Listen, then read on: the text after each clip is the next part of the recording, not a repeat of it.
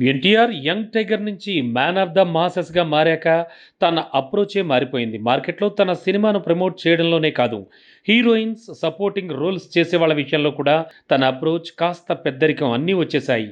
అన్నీ ముందుండి జరిపించడమే కాదు, నిర్మాత బాధ్యత కూడా తానే తీసుకుని ఎక్కువే కష్టపడుతున్నాడు తారక్. అయితే ఈ ప్రాసెస్లో బాగా బాధపడింది మాత్రం లేట్ ఏంజల్ శ్రీదేవి వారసురాలు జాన్వీ కపూరే. ఎందుకంటే తను దేవర మూవీ చేసే వరకు 3 కోట్లే పారితోషికం తీసుకుంటూ వచ్చింది. హిందీలో ఎంత హీరోయిన్ అయినా తనేమంత డిమాండ్ ఉన్న లేడీ అయితే కాదు. ఏదో శ్రీదేవి కూతురు అవ్వడం, ఎన్టీఆర్ సరసన తను చేస్తే ఒకప్పటి సీనియర్ ఎన్టీఆర్ శ్రీదేవి కాంబో లాంటి సెన్సేషన్‌కి ఛాన్స్ ఉండడంతో జాన్వీని తీసుకున్నారు. ఫలితం దేవరకి తన పారితోషికం 3-8 కోట్లకు చేరింది. కట్ చేస్తే గ్లోబల్ స్టార్ రామ్ చరణ్ మూవీలో హీరోయిన్‌గా చేసేందుకు 8 కోట్ల పారితోషికాన్ని 10 కోట్లకు పెంచేసింది. ఇప్పుడు నేచురల్ స్టార్ నానితో దసరా ఫేమ్ శ్రీకాంత్ ఓదెల తీసే సినిమాకు 20 కోట్లు డిమాండ్ చేసిందట.